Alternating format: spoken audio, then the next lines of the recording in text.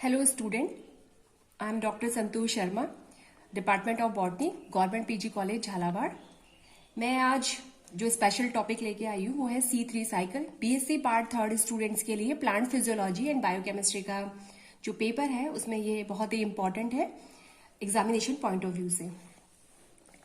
C3 cycle it's also known as a dark reaction, पर actually ये जो reaction होती है वो क्लोरोप्लास्ट के स्ट्रोमा में होती है और इसको डार्क रिएक्शन कहते हैं। लेकिन आजकल जो है इसको इनडायरेक्ट लाइट डिपेंडेंट रिएक्शन भी कहा जाता है, क्योंकि इस साइकिल के अंदर जितने भी एंजाइम्स इस्तेमाल किए जाते हैं, स्पेशली जो रूबिस्को एंजाइम है वो टोटली जो है लाइट ओरिएंटेड एंजाइम है। This cycle is also known as a PCR cycle, जिसको कि फोटोसिंथेटिक कार्बन रिडक्शन भी साइकिल भी कहते हैं। CB साइकिल भी कहलाई जाती है, केल्विन बेंसन साइकिल भी है, and it is also known as a reductive pentose phosphate cycle. C3 cycle जो है उसके अंदर 3 मेन स्टेप्स जो होते हैं। नंबर 1 है carboxylation, reduction and regeneration. Carboxylation वो प्रोसेस है जिसके अंदर की CO2 का फिक्सेशन होता है in the presence of rubisco enzyme, और इसके और जो रिडक्शन प्रोसेस है यहाँ पे ATP और NADPH2 का इस्तेमाल होता है, जो कि लाइट रिएक्शन के दौरान बने हुए होते हैं। लाइट रिएक्शन में 12 NADPH2 और 18 ATP का जो है वो सिंथेसिस होता है, और ये सारी जो एनर्जी है जो कि केमिकल में कन्वर्ट हो गई, जो लाइट एनर्जी थी लाइट रिएक्शन के दौरान जो कि केमिकल एनर्जी में कन्वर्ट हो गई, ये सारी एनर्जी जो है वो रिडक्शन प्रोसेस के दौरान काम में ली जाती है और इसे ट्रायोस फॉस्फेट का निर्माण होता है। इस पूरे प्रोसेस के अंदर 6 राइबोलोज बाइफॉस्फेट के मॉलिक्यूल्स काम में आते हैं, जिसमें से एक का जो है वो शुगर फॉर्मेशन हो जाता है, बाकी 5 जो होते हैं वो रीजनरेट हो जाते हैं। दिस इज द रिएक्शन जहां पे कि 6 CO2 प्लस 12 NADPH2 और 18 ATP के इस्तेमाल से फ्रक्टोज 6 फॉस्फेट, 12 NADP और 18 ADP जो है उसका फॉर्मेशन होता है। रूबिस्को एंजाइम जो कि एक्चुअली केल्विन जो साइकिल है, जो C3 साइकिल है उसका पेस मेकर है। तो ये एग्जामिनेशन पॉइंट ऑफ व्यू से बहुत इंपॉर्टेंट है कि केल्विन साइकिल का जो पेस मेकर है वो रूबिस्को कहलाता है।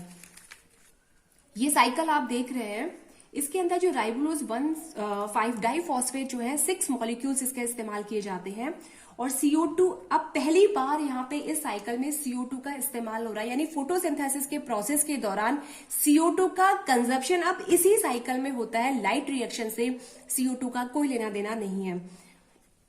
CO2 और plus H2 in the presence of rubisco जो है 3-फॉस्फोग्लिसरिक एसिड बनाती है, और ये जो प्रोडक्ट है चूंकि ये 3 कार्बन का होता है इसीलिए ये साइकिल जो है वो C3 साइकिल कहलाती है।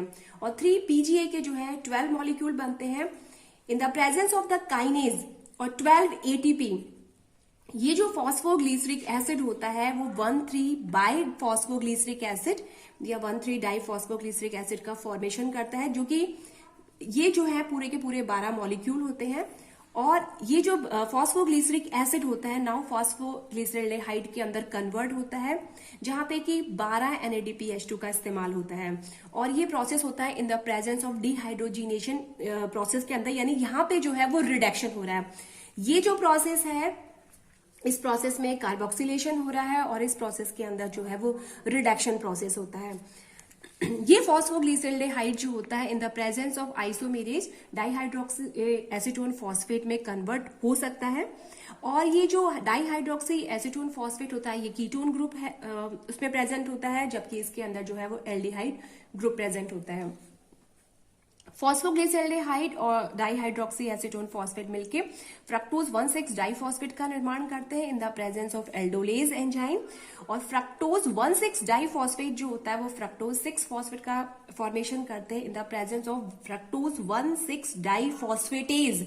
जहां पर भी फॉस्फेटेज एंजाइम इस्तेमाल किया जाता है वहां पे एक जो है वो फॉस्फेट का कमी हो जाती है, तो यहां से ये डाई से या बाई से जो है वो एक फॉस्फेट के अंदर एक कन्वर्ट हो गया है। इसमें से एक मॉलिक्यूल शुगर फॉर्मेशन कर लेता है, और जो रिमेनिंग होता है वो वापस से प्रोसेस चलता है कि फॉस्फोग्लिसरेल्डेहाइड जो होता है इसकी प्रेजेंस के अंदर ये एरिथ्रोज 4 फॉस्फेट का निर्माण करता है, जो कि 4 कार्बन का होता है, और जाइलुलोज 5 फॉस्फेट का निर्माण करता है जो कि 5 कार्बन का होता है। जाइलुलोज 5 फॉस्फेट जो होता है एपिमेरेज एंजाइम के प्रेजेंस में वापस से राइबोज 5 फॉस्फेट, यहाँ पे जो है वो राइबोज 5 फॉस्फेट का निर्माण होता है। एरिथ्रोज 4 फॉस्फेट जो होता है वो सीडोहेप्टुलोज 17 डाई फॉस्फेट का फॉर्मेशन करता है डाईहाइड्रोक्सी एसीटोन फॉस्फेट के साथ मिलकर के, जो कि 7 कार्बन का होता है। और यहाँ पे जो महत्वपूर्ण एंजाइम काम में लिया जाता है उसका नाम है सीडोहेप्टुलोज 17 डाई फॉस्फेटेज, और जिससे बनता है क्योंकि यहाँ पे फॉस्फेटेज एंजाइम का इस्तेमाल किया जा रहा है, इसलिए ये सीडोहेप्टुलोज 7 फॉस्फेट का निर्माण करता है। चूंकि ये 7 कार्बन का है और 3 कार्बन का फॉस्फोग्लिसराइड यानी 9 कार्बन इस्तेमाल हो रहे हैं, जिसमें से 7 और 3 मिलके 10 कार्बन जो है वो इस्तेमाल हो रहे हैं, जिसमें से 5 कार्बन का प्रोडक्ट बनता है जाइलुलोज 5 फॉस्फेट और 5 कार्बन का बनता है राइबोज 5 फॉस्फेट। और ये दोनों जो है वो एपिमेरेज और आइसोमेरेज एंजाइम की प्रेजेंस के अंदर राइबोज 5 फॉस्फेट का निर्माण करते हैं। ये राइबोज 5 फॉस्फेट जो होता है 6 ATP की प्रेजेंस में राइबुलोज काइनेज एंजाइम की प्रेजेंस में राइबुलोज 1,5 डाइफॉस्फेट का फॉर्मेशन करते हैं। यानी ये हमेशा जो होता है वो एक सबस्ट्रेट की तरह काम करता है जिसपे रुबिस्को काम करेगा। इस पूरे प्रोसेस के अंदर जो 5 एंजाइम है that is rubisco, NADP glyceraldehyde phosphate dehydrogenase enzyme, fructose 1,6 diphosphatase, sedoheptulose 1,7 bisphosphatase and ribulose 5 phosphate kinase. ये पांचों जो एंजाइम होते हैं वो कंप्लीटली लाइट रेगुलेटेड एंजाइम होते हैं।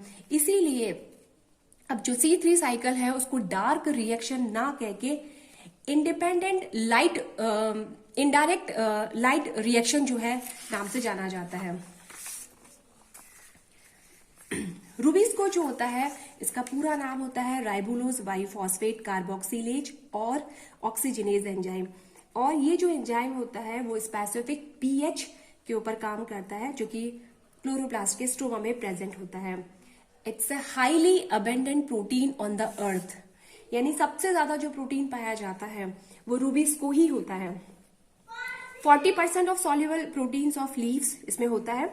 ये जो रुबिस्को होता है वो इसकी खासियत ये होती है कि ये 2 तरीके से काम करता है, एक कार्बोक्सिलेज एंजाइम की तरह काम करता है और एक ऑक्सीजनेज एंजाइम की तरह काम करता है। ये डिपेंड करता है कि अगर एनवायरमेंट के अंदर CO2 की कंसेंट्रेशन ज्यादा होती है तो ये कार्बोक्सिलेज एंजाइम की तरह काम करेगा और प्लांट जो होता है वो C3 साइकिल को रन करेंगे। अगर CO2 की कंसेंट्रेशन कम है तो ये ऑक्सीजनेज एंजाइम की तरह काम करेगा, यानी कि ये कॉम्पिटिटिव इनहिबिटर की तरह काम करेगी ऑक्सीजन, और ये एंजाइम जो है वो ऑक्सीजनेज एंजाइम की तरह काम करेगा और वहां चलेगी C2 साइकिल जो कि फोटो रेस्पिरेशन भी कहलाती है, जिसके अंदर कि राइबुलोज बाइफॉस्फेट जो है वो ग्लाइकोलेट एंड 3 फॉस्फोग्लिसरिक एसिड का फॉर्मेशन करते हैं in the photo respiration. Rubisco जो होता है उसके लिए जो कॉमन जो सबस्ट्रेट होता है वो एक ही होता है, और ये एक एलोस्टेरिक एंजाइम है, मतलब यहाँ पे CO2 और ऑक्सीजन दोनों जो है वो एक्टिव साइट के लिए कॉम्पीट करते हैं। रुबिस्को जो है वो एक बहुत बड़ा प्रोटीन है जिसके अंदर की 8 लार्ज सब यूनिट होती है और 8 जो है वो स्मॉल सब यूनिट्स होती है। जो लार्ज सब यूनिट होती है वो न्यूक्लियस द्वारा कोडेड होती है और जो स्मॉल सब यूनिट्स होती हैं वो क्लोरोप्लास्ट के द्वारा कोडेड होती है, और जनरली ब्लू ग्रीन एल्गी और क्लोरोप्लास्ट के अंदर इसकी यही जो है कंपोजिशन पाया जाता है। वे इस पर्पल एंड नॉन सल्फर जो बैक्टीरिया होते हैं इसके अंदर सिर्फ इसकी 2 ही यूनिट पाई जाती हैं जो कि लार्ज सब यूनिट होती है which is coded by the nucleus L2। Rubisco जो होता है इसके स्ट्रक्चर में जो लाइसिन होता है उसके ऊपर एमिनो ग्रुप के ऊपर जो है वो सब कुछ डिपेंडेंट होता है कि ये वहां पे एक्टिव होगा कि वो इनएक्टिव होगा। मैग्नीशियम आयन और pH 8 ये डिसाइड करते हैं कि रुबिस्को जो है अगर ये फॉर्म मिलती है हमें रुबिस्को की तो ये एक्टिव फॉर्म है and this is the inactive form of Rubisco. This is all about the C3 cycle. अगर आप लोगों को कोई भी क्वेरी है तो कमेंट बॉक्स में आप डाल दीजिए, मेरे जो कमिंग वीडियो आएगा उसके अंदर मैं आपकी पूरी क्वेरीज को फुलफिल करूंगी। Thank you so much.